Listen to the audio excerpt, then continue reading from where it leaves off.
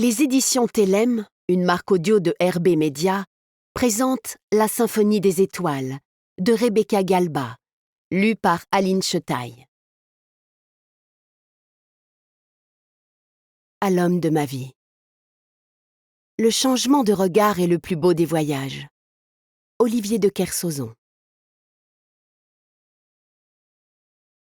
Prologue. Je dépliais ses petits doigts dans les miens, sa paume tiède sous le souffle de ma bouche. Le temps s'étirait en cet après-midi printanier. Le soleil nimbait de lumière le tapis où nous étions assis. Je posais sa main sur son ventre rond, puis caressais ses joues rosies, ses oreilles si fines, son cou plissé. Blotti contre ton épaule, j'admirais, tout comme toi, ce petit être qui venait de nous baptiser parents. Dans la chambre de notre fils, entouré d'une frise de montgolfière, je finissais de l'allaiter. Il se nourrissait bien. Tu t'es mis à chantonner et notre fils a tressailli en reconnaissant ta voix. Tu lui parlais tellement pendant ma grossesse qu'il savait que tu étais son papa. Il te ressemble, m'as-tu dit, encore ému à en croire ta respiration saccadée contre ma nuque. Il a tes cheveux blonds, ta peau claire, tes doigts fins, et ton intelligence, ton empathie, ta joie de vivre, je le sens déjà. Il sera gracieux. Il dansera peut-être comme toi et... Il n'y a que de lui dont je ne serais pas jalouse, tu sais, Paul. T'ai-je interrompu les yeux brillants. Comment ça? Si tu aimais notre fils plus que moi. Je vous aimerais toujours pareil, passionnément, as-tu murmuré contre mes lèvres. Il y a des phrases qui s'impriment en nous. La tétée était terminée.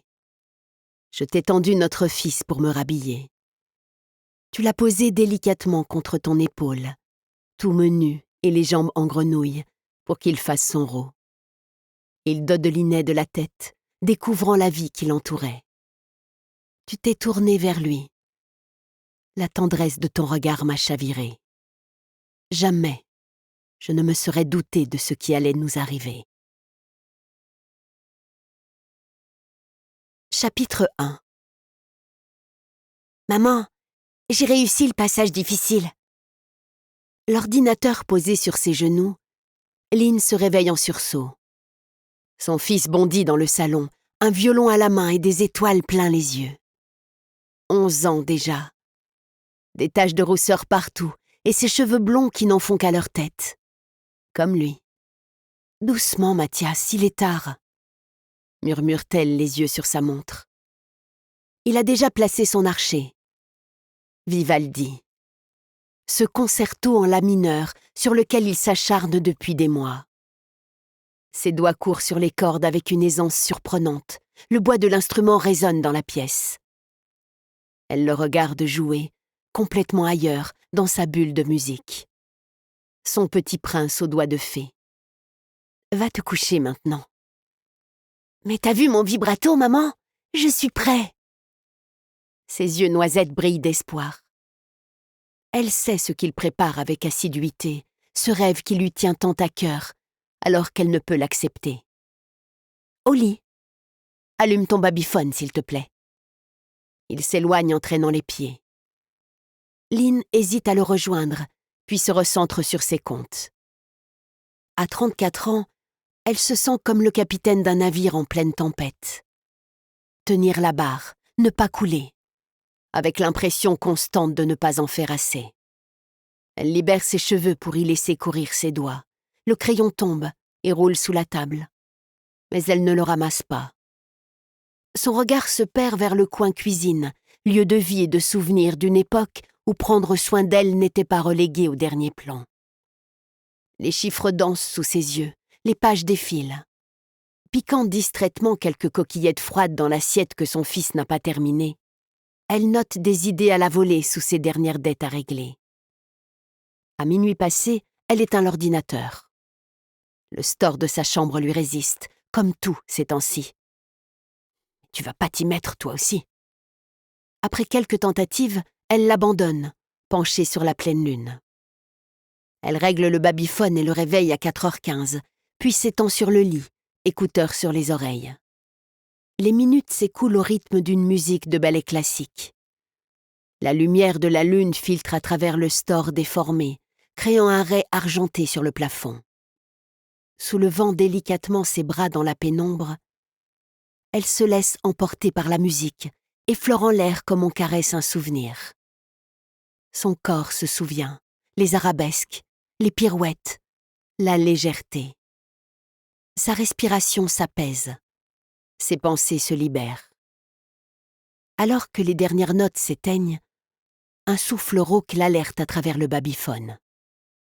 Elle arrache ses écouteurs et court. Sa montre indique minuit 43. Elle connaît le chemin dans le noir, évite instinctivement le violon sur le sol. Mathias est enfoui dans le lit. La couette bouge par-dessus son corps. Elle se glisse contre lui.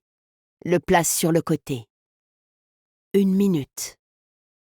Elle attend que les tremblements cessent. Je suis là, mon cœur. Maman est là. 2 minutes.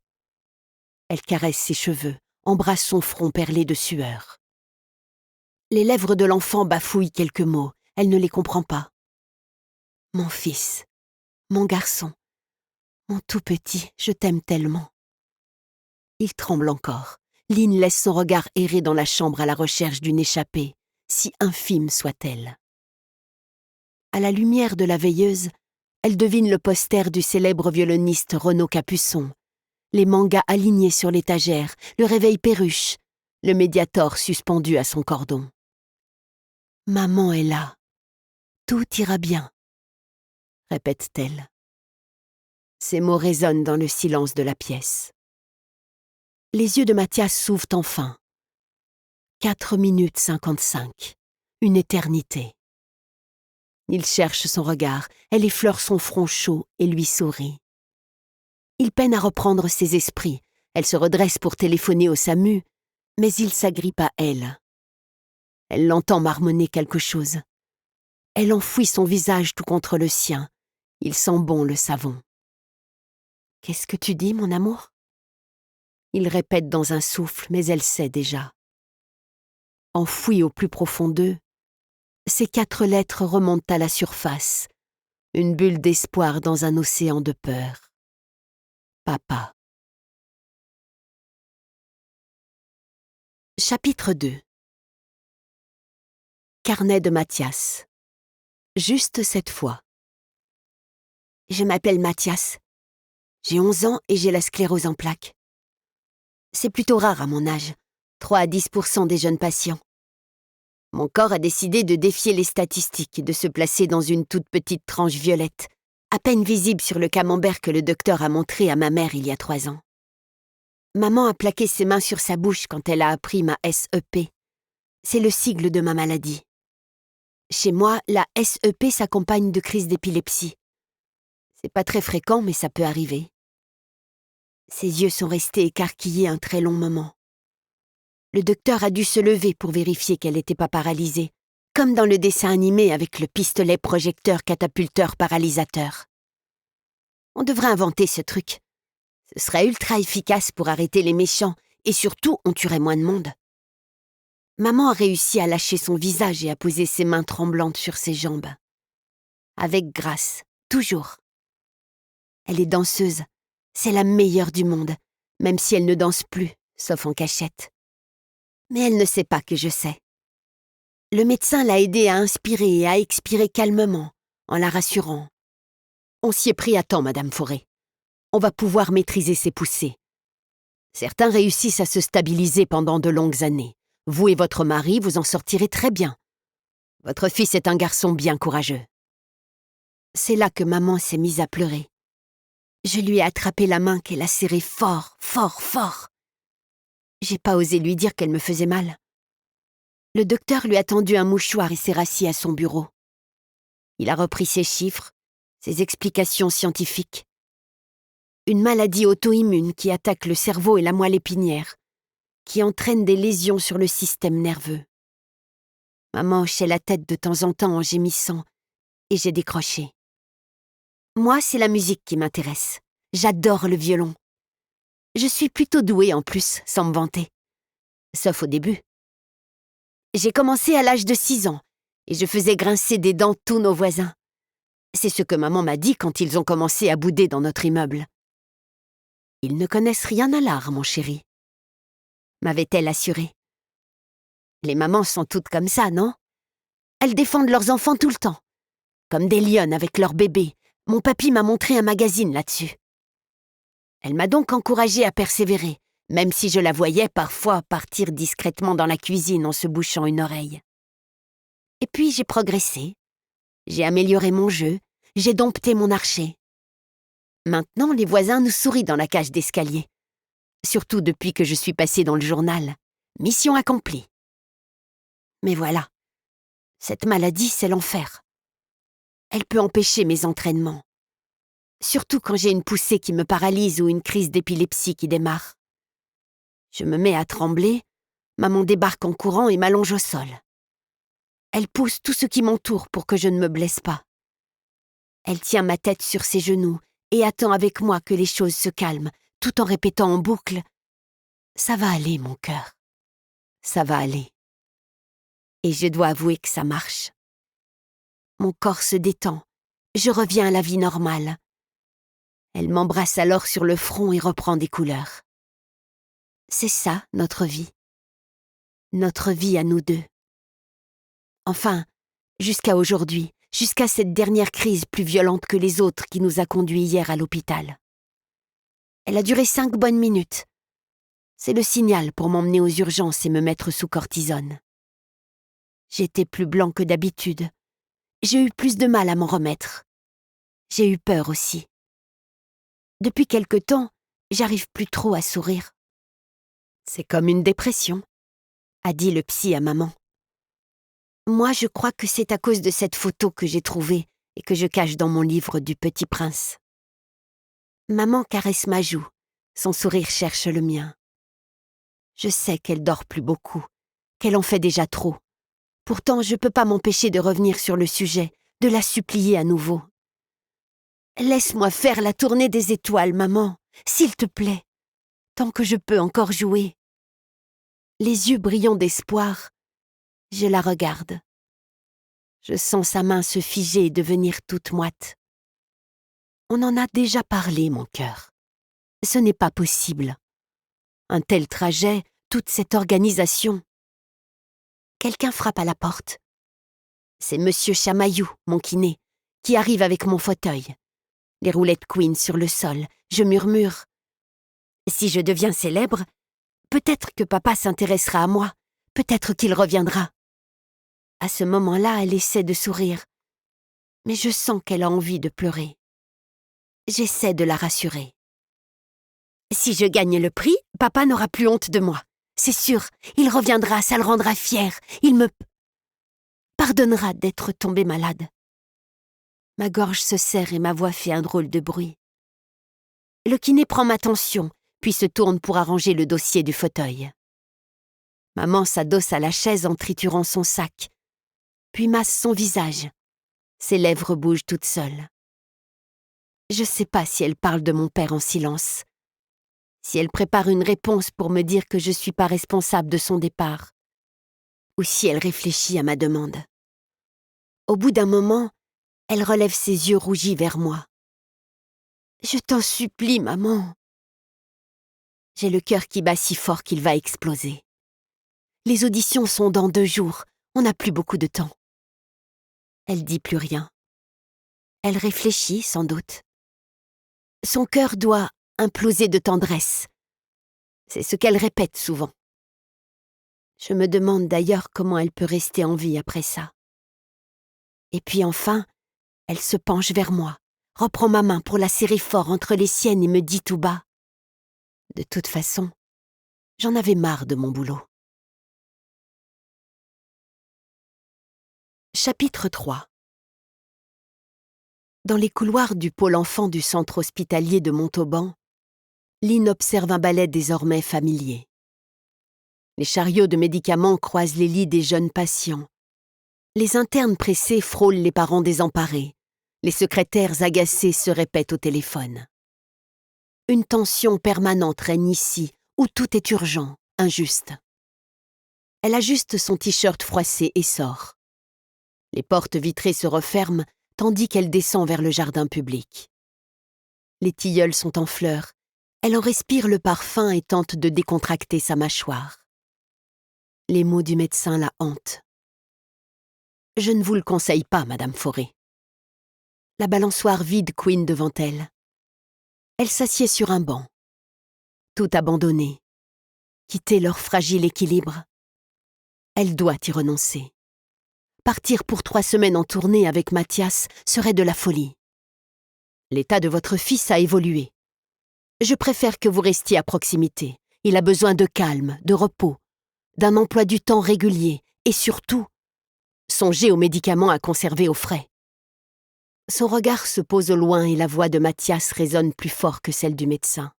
« S'il te plaît, tant que je peux encore jouer. » Il s'est tellement battu, tellement entraîné, malgré les tremblements, la fatigue.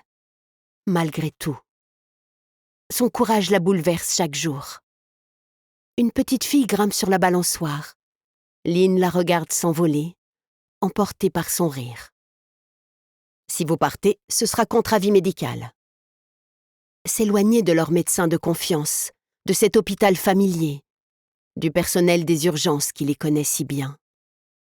Près du médecin, le kinésithérapeute restait silencieux, sourcils froncés, agitant son stylo devant le dossier bleu de Mathias. La petite fille éclate de rire en sautant dans le sable. Lynn essuie ses joues et regagne sa voiture. De retour chez elle, les traces de leur départ précipité sont partout.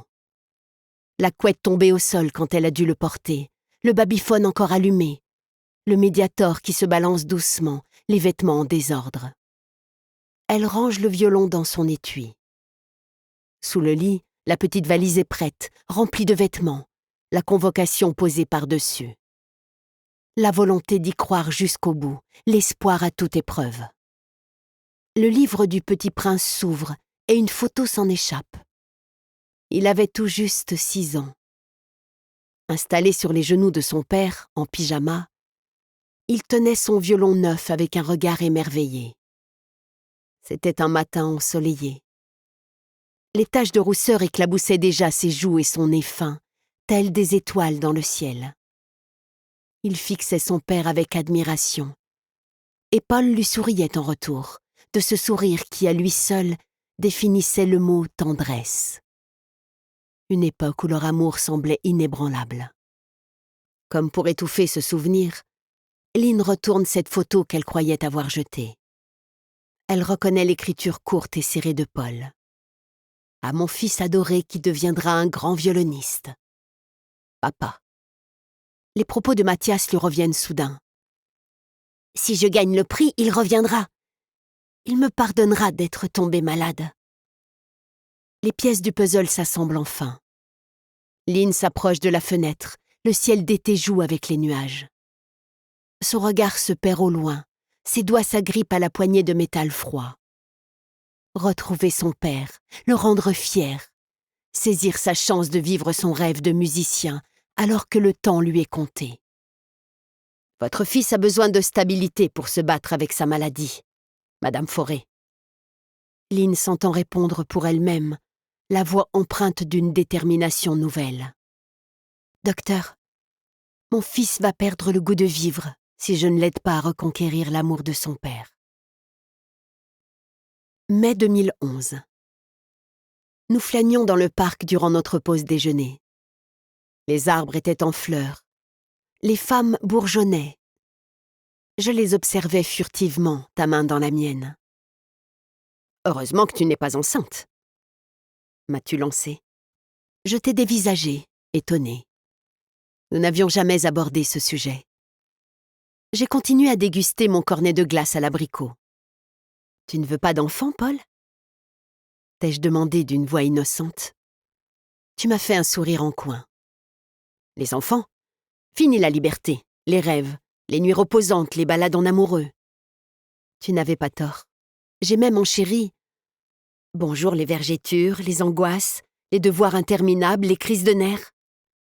On a éclaté de rire. Nous étions sur la même longueur d'onde.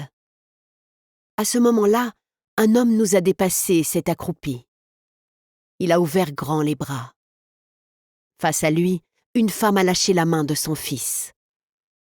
Haut comme 3 pommes, des boucles plein les yeux, le petit bonhomme s'est précipité en criant « Papa !» Les yeux brillants, son père l'a enlacé.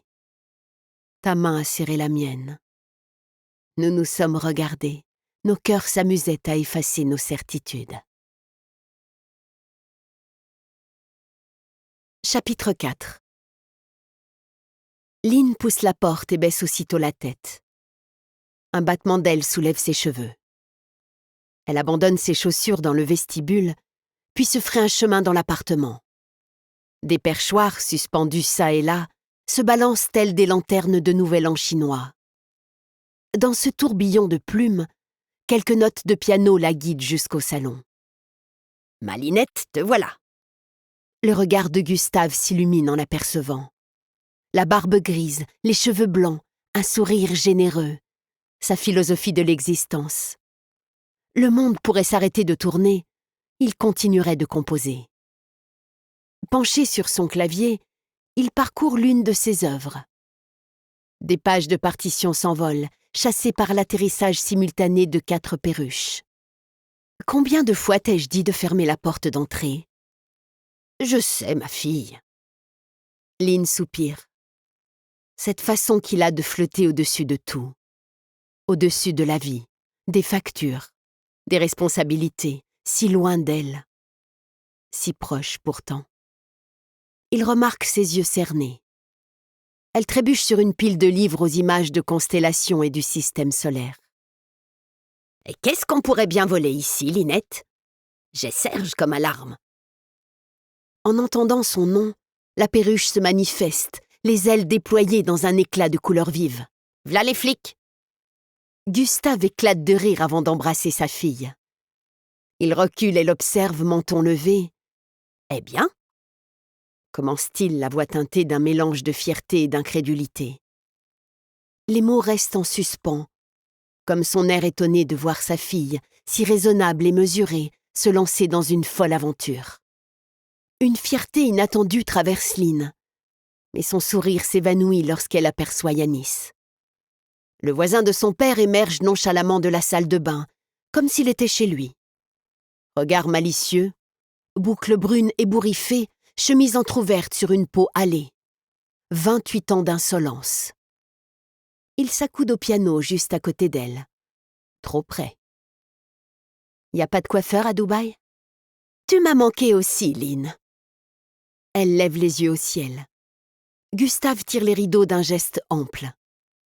La lumière vient caresser le meuble acajou du piano. La tierce mineure, mon grand. Mi, sol bécard, si. Articule-t-il en appuyant sur les touches. Pour une couleur plus inquiétante dans ta musique de film. Yanis s'installe au piano, son regard profond posé sur Lynn, avec ce sourire qui l'agace depuis toujours. Et il le sait. Ils ont pratiquement grandi ensemble dans cet immeuble. Yanis multipliant ses visites, développant pour Gustave une affection singulière. Pour une raison qui échappait à Lynn, son père lui accordait une attention presque paternelle. Elle relève ses cheveux et les enroule en un chignon plus serré. « Tu te mords toujours la lèvre, Lily. »« Ton taxi ne t'attend pas ?» réplique-t-elle sèchement. « Pourquoi ? Tu veux que je t'emmène faire un tour ?»« Tu m'exaspères. »« La cadence, mon grand !» intervient Gustave. Lynn se détourne, ignorant la présence de Yanis. Sa requête danse dans son esprit depuis la veille. Malgré le soutien de son père, l'idée de solliciter encore son aide lui noue l'estomac.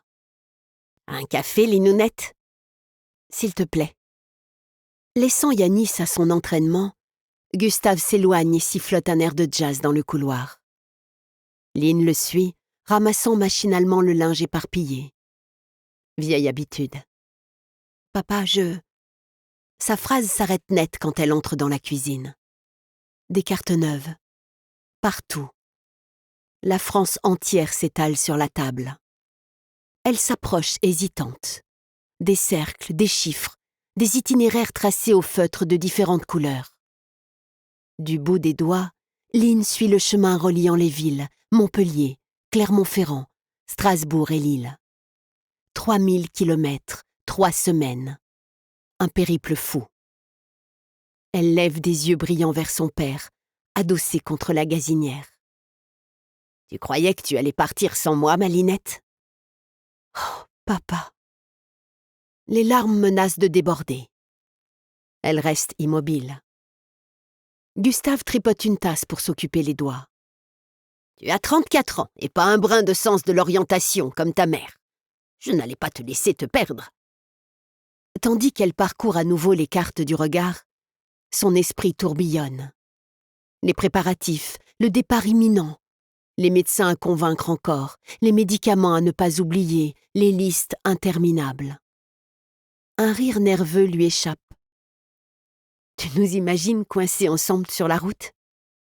Gustave enclenche la machine à café qui ronronne. Une sacrée expérience. 3 générations embarquées, ça va nous rapprocher. T'es bien optimiste. Ou alors, on s'étripe. Un bain de sang. Ça fera une sacrée pub pour leur concours. Leur rire se mêle. Dans la pièce d'à côté, Yanis massacre toujours ses accords mineurs avec application. Gustave dépose un expresso devant Lynn. Mathias est encore à l'hôpital?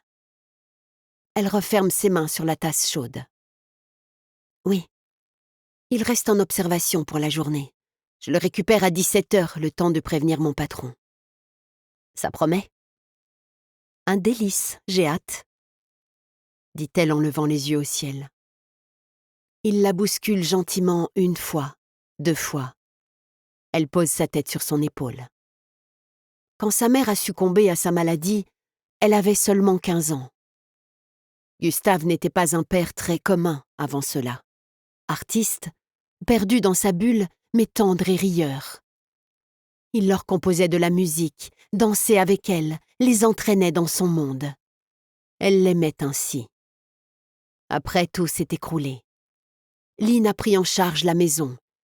Elle le laissait jouer du piano, pleurer, boire un peu trop. Elle attendait. Elle savait qu'il reprendrait pied. Ce matin-là, elle préparait le petit déjeuner tandis qu'il sirotait un café arrangé près de la fenêtre. Il s'était retourné et son regard s'était posé sur elle, sur ses épaules osseuses, sur son corps amaigri. Elle avait laissé échapper un saladier et s'était mise à pleurer en ramassant les morceaux sur le carrelage. Il s'était précipité sur elle. « Papa, dis-moi que tu es de retour, » avait-elle murmuré. Il l'avait aidée à se relever d'une main ferme. Enfin. Lynn vérifie l'heure à sa montre et se lève d'un bond. « J'y vais. » « Tu... » Sa voix tremble un peu. Lynn reste figée. Elle a compris sa question, ce sujet qu'il n'ose plus aborder. « Tu vas prévenir Paul ? » Il va bien falloir.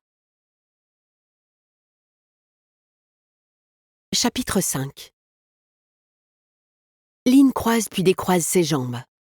D'un geste nerveux, elle sort un miroir de son sac et vérifie son maquillage.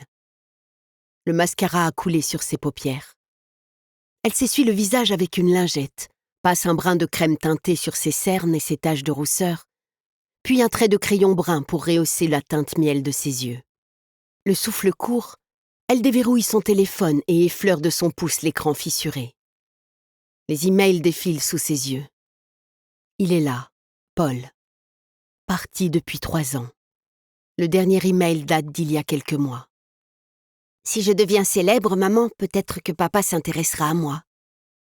Lynn reste immobile, les yeux rivés sur ce nom qui évoque tant de souvenirs, de promesses non tenues, de rêves dissous. Elle pourrait lui téléphoner. Pas maintenant, pas encore. Elle n'est pas en état d'entendre sa voix, d'affronter cette réalité. La porte s'ouvre sur son supérieur, Monsieur Langlois. Il la jauge. « Suivez-moi », dit-il d'un geste condescendant de la main. Elle aperçoit son reflet dans le miroir du couloir. Chignon improvisé, t-shirt blanc, jean taille haute. Elle s'installe sur le bord de la chaise, droite. Ses doigts jouent nerveusement sous le bureau. Il ne la regarde déjà plus et pianote sur son Chromebook, le téléphone coincé entre sa joue et son épaule. L'entretien n'a pas commencé, elle sait déjà comment il va finir. Certaines batailles sont perdues d'avance. « Alors, vous, c'est pourquoi ?» Elle sursaute en comprenant que c'est à elle qu'il s'adresse. Il n'a même pas raccroché, on a dû le mettre en attente. Il la fixe. « Parle, Lynn, parle. » J'aurais besoin d'un congé exceptionnel. 3 semaines. L'indifférence de son chef se transforme en un sourire froid. « Mais bien sûr, je propose aussi Bora Bora à mes employés. Faites tous couler la boîte pendant que vous y êtes. » Il raccroche, entrelace ses mains noueuses. Son regard la traverse sans la voir. Elle réfléchit rapidement à une phrase pour le recentrer sur elle. Une idée folle lui vient à l'esprit, complètement folle. « Ce n'est pas ça, » dit-elle d'une voix ferme qui la surprend. « Je souhaite suivre une tournée nationale, pour promouvoir l'entreprise. » Il s'immobilise, touché. « Pardon ?» Elle se lance sans respirer. Il s'agit d'un concours musical qui a lieu tous les 5 ans, la Tournée des Étoiles. Elle réunit de jeunes musiciens du monde entier. Pendant 3 semaines, ils parcourent la France et se produisent dans 3 villes différentes jusqu'à la finale pour le prix des étoiles. Chaque étape remportée les mène à la suivante. 1000 candidats et seulement 10 pour la dernière épreuve à Lille. J'accompagne l'un d'eux, un violoniste virtuose. Avec votre sponsoring, l'entreprise serait partout, télévision nationale, chaînes étrangères. Elle reprend son souffle, les joues en feu. Ce virtuose ? Mon fils. Sortez ! Il a déjà repris son téléphone et son mépris. Elle se lève et laisse échapper un « au revoir » glacé. Monsieur Langlois la rattrape. Pleine d'espoir, elle se tourne vers lui. « Il n'est pas nécessaire de vous préciser que si vous partez, vous êtes viré, pour abandon de poste. » La porte claque derrière elle. Le cerveau en ébullition, Lynn traverse les bureaux comme un automate, salue ses collègues et quitte l'entreprise sans un regard en arrière. 3 ans de sa vie balayés en quelques minutes. Envolée. Alors qu'elle se dirige vers l'hôpital, la fragilité de sa situation financière lui donne le vertige. Ce voyage lui paraît tout à coup une illusion. Un mirage en plein désert. Chapitre 6. Carnet de Mathias. La mission secrète. On m'a soufflé dans l'oreillette qu'un grand-père, un sacré coquin, essayerait de se glisser incognito pour suivre son petit virtuose de la musique. Ça te dit quelque chose ? Je pousse un cri de joie quand je reconnais la voix de mon grand-père, même s'il essaie de la modifier comme dans Star Trek. Mon carnet dégringole du lit. L'infirmière arrive en courant dans ma chambre. Elle sourit quand elle me voit rire au téléphone. « C'est vrai, papy, tu viens vraiment avec nous ?» Sa réponse, un grand « Oui, mon petit », fait bondir mon cœur. Il me raconte que tous ses élèves sont déjà au courant qu'il part en mission spéciale pendant 3 semaines et qu'ils ont intérêt à bosser leur piano en son absence. Et pour les perruches, c'est réglé aussi. La maman de Yanis s'occupera de toutes, sauf de Serge, parce qu'on l'emmène avec nous. Mais ça, maman ne le sait pas encore. Le plan pour notre copain à plumes est top secret, mais je peux vous le dire, papy a prévu un discours émouvant sur cet oiseau orphelin qui peut se laisser mourir de chagrin sans nous. Il veut terminer par une phrase bien dramatique. « Tu n'as donc pas de cœur, Linounette ?» On frappe à la porte. Je raccroche vite en embrassant mon grand-père, qui s'est mis à parler comme Homer dans Les Simpsons, et ramasse mon carnet pour le ranger. Ce carnet, c'est Yanis qui me l'a offert. Il souhaite que j'y note tous les bons moments du voyage, les découvertes, les surprises. Pour que tu n'oublies rien quand tu me raconteras, à ton retour, m'a-t-il dit. Un journal de bord. Monsieur Chamaillou entre dans la chambre et pose son dossier au bout du lit. Je me redresse un peu. Il me tâte les jambes doucement. Ça me chatouille presque. C'est mieux que lorsqu'elle se transforme en carton pendant une poussée. Alors ? T'as pu sécher quelque chose d'intéressant ce matin ? Me demande-t-il en appuyant mon pied sur son torse. Je lève la tête pour lui répondre, parce que mon kiné est super grand, on dirait un géant. Il me regarde avec un sourire qui allume toute la pièce, un peu comme quand le soleil se lève le matin dans ma chambre. Oui, le contrôle de maths. Tant mieux, j'avais rien compris à la leçon. Il me lance un clin d'œil et continue ses vérifications. Il plie et déplie mes jambes pour tester la force et la mobilité. Il passe ensuite au bras et les fait tourner en dessinant des cercles de plus en plus grands et m'explique que je dois imiter un aigle qui veut monter plus haut dans le ciel. Il utilise souvent des histoires pour expliquer les exercices que je dois faire tous les jours. Parfois, il amène des objets pour m'aider dans la coordination des gestes. Tous ces exercices, c'est ma nouvelle routine, mais c'est pas la seule. Mon emploi du temps scolaire est adapté aussi. Je vais au collège les matins seulement, pour garder mes forces. C'est mon grand-père qui m'y emmène, car maman a dû aussi changer ses horaires à son travail. Elle commence à 5 heures et vient me faire discrètement la piqûre dans mon lit avant de partir. Super, la sensation. Ces injections servent à calmer mon système immunitaire. C'est ce qu'ils appellent un traitement de fond. Il ne guérit pas, mais il aide à espacer les poussées. Papy débarque en bâillant, s'installe sur notre canapé, des plumes d'oiseaux coincées dans son pull, en attendant que je me réveille. Puis maman vient me prendre à midi au collège. Il arrive aussi qu'elle me récupère plus tôt si jamais mon corps s'emballe, mais c'est plutôt rare. La dernière fois, elle s'est engouffrée dans l'infirmerie scolaire. Je lui ai dit que j'étais désolée et elle a crié « Mon cœur, si mon patron ne peut pas comprendre cette situation, il n'a qu'à aller se faire !» J'ai pas entendu le dernier mot qu'elle a hurlé dans son écharpe. « Fait pas trop chaud en ce moment, ça va ?» me demande Monsieur Chamaillou en massant mon mollet. Je fais non de la tête. En juin, c'était encore supportable. Je sais que pour d'autres qui ont cette maladie, c'est parfois impossible. Ils sont obligés de déménager dans le nord, mais pour moi, le pire, c'est seulement en juillet et août. Heureusement que la tournée n'est pas en plein été. Il finit de détendre mon cou. Je sens que mes cervicales se relâchent. Mon corps devient plus élastique, comme du caoutchouc. Lorsque mes bras sont décontractés, je deviens le maestro du violon. C'est comme si j'avais un super pouvoir. Quand je joue, je voyage loin de ma chambre, loin de l'hôpital, loin de tous ces traitements. Avec lui, je suis libre. Je peux être qui je veux. Je sens que tout est possible, que malgré ma maladie, je peux toucher les étoiles. Il me comprend sans mots, il m'écoute toujours. Même quand je suis pas bien, même quand maman n'a pas le temps. Avant, on discutait de tout avec maman. Quand je dis avant, c'est avant ma maladie. Depuis que j'ai la sclérose en plaques, c'est comme si elle n'avait plus que ça en tête. Elle parle toujours de mes piqûres, de comment je me sens et des médicaments que je dois prendre. J'ai l'impression qu'elle a oublié comment on riait ensemble avant que la maladie devienne un mur entre nous. Les seules fois où elle stresse pas, c'est quand elle me voit sourire. Et là, les petites rides sur son front se lissent. Elle reprend des couleurs et ses yeux se mettent à briller. Je comprends le sens des mots qu'elle me chuchote parfois après une poussée. Tu es ma raison de vivre. Monsieur Chamaillou remplit mon dossier et me fait un check.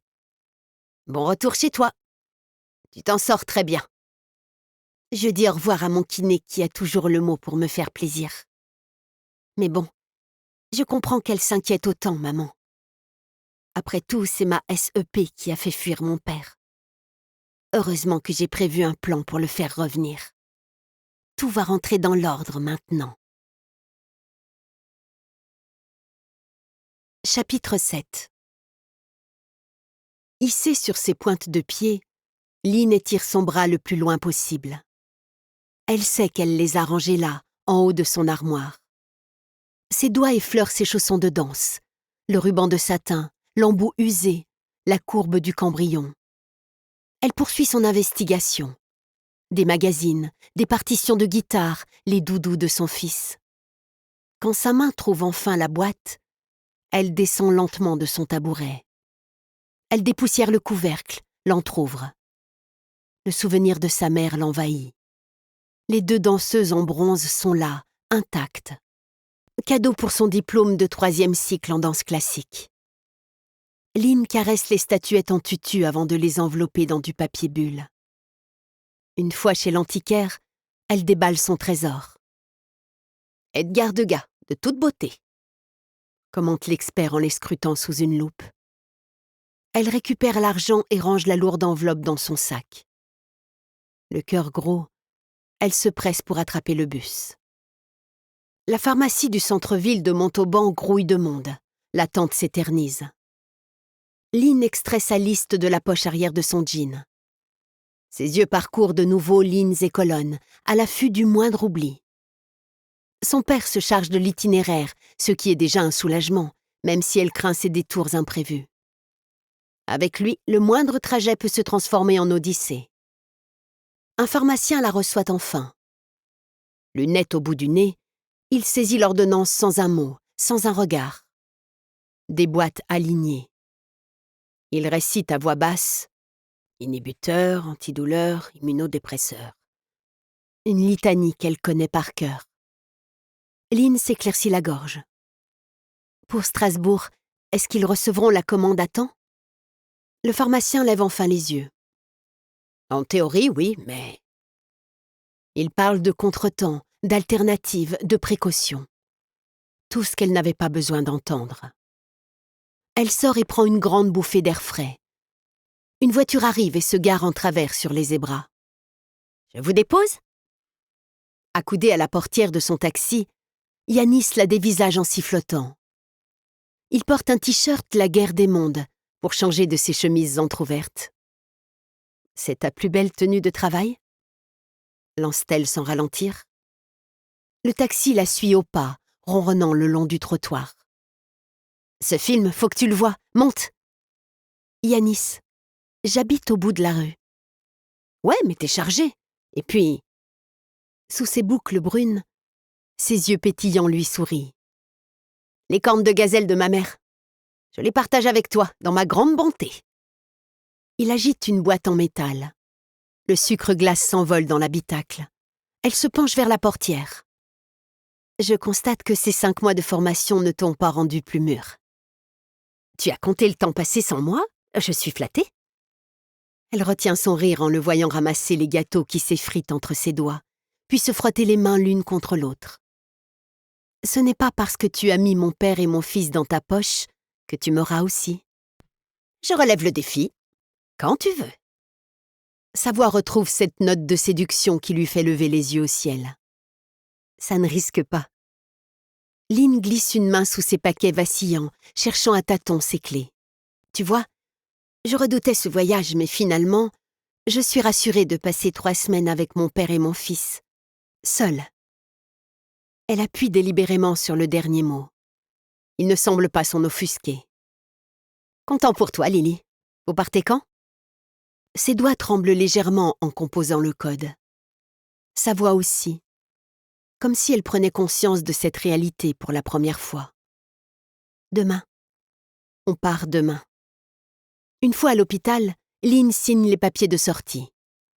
Son éternelle signature qui danse sur les formulaires. Elle rejoint la chambre de son fils. Les jambes croisées sur le lit, Mathias est absorbé par sa console de jeu. En la voyant, il lâche tout et se jette dans ses bras. Surprise, elle le serre contre elle. À l'hôpital, il abandonne son masque de préadolescent et redevient son bébé, celui qu'elle a porté pendant 9 mois. Elle enfouit son visage dans ses cheveux blonds. On y va, mon cœur. T'as pas changé d'avis, maman, hein? Papy a dit qu'il vient, c'est trop cool! Déjà, il se dégage de l'étreinte, réadoptant cette distance propre à son âge. Lynn ajuste une mèche rebelle sur son front. Il semble revigoré, sa peau a repris des couleurs. Enfin. Je te préviens. Nous espérons que vous avez apprécié cet aperçu. Pour continuer à écouter ce livre audio sur Google Play Livres, utilisez le lien dans la description de la vidéo.